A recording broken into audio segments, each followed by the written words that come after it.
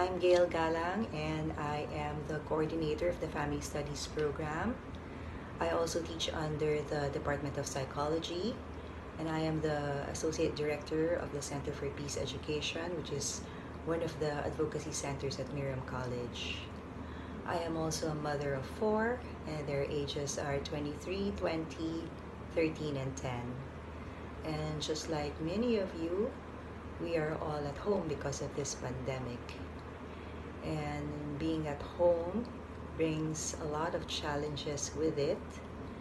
And especially if you're like me, who's now entering week 2 of this lockdown, you probably think in your head that you're about to have a breakdown.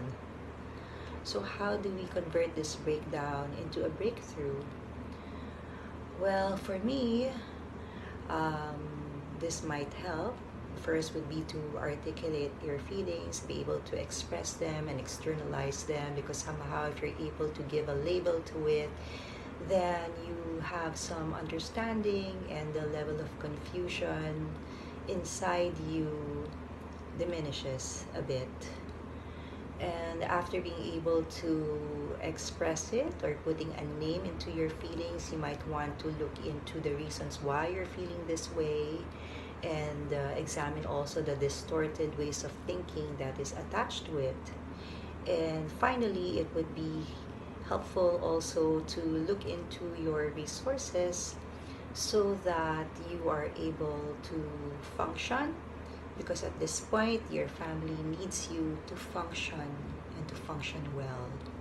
So to articulate your feelings, maybe you can acknowledge that you are, or I am, feeling anxious, I feel vulnerable, fearful, and depressed. I feel vulnerable because whenever I hear the news and the number of positive cases each day added to it, I feel that I may also get sick. And if that happens, what's going to become of my family, etc., etc.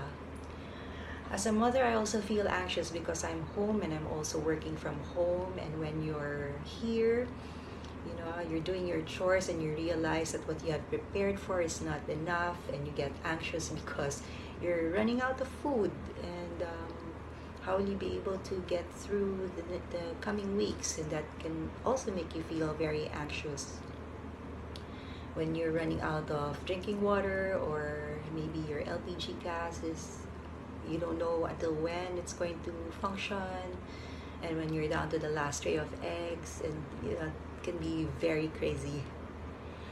I also feel very fearful because if medical practitioners or people we know have caught the virus, then you also think that it could happen to you or to people that you love. And that makes me very fearful for myself and for my family. And when you have all these mixed feelings, it's easy to be depressed, and it's easy to just feel completely paralyzed.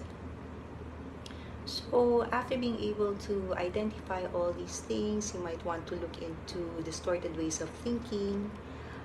One distorted way of thinking is to jump into conclusions, just like this is going to happen to me, and if this happens to me, then you predict the future, a future that's not even happening yet. I think you just have to be happy with the moment, to be mindful of the moment that we're all in, that we're all happy and healthy.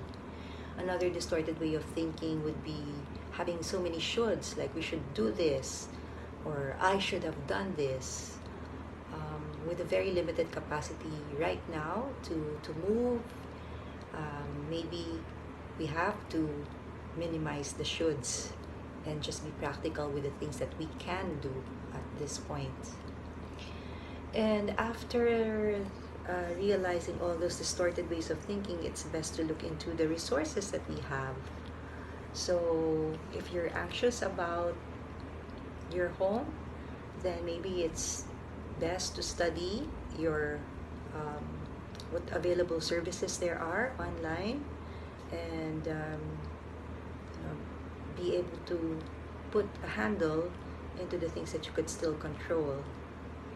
If you feel vulnerable, then it's the best time to take care of yourself, not to add too much things to do in your list, and to, eat well, eat your vegetables, eat your fruits, drink a lot of water, get that sunlight, drink your vitamins, and tell people at home to do the same, because if you are well, they are well, then there's little to be worried about, or that lessens what you should worry about. And third, if you feel very depressed, then it might help to just really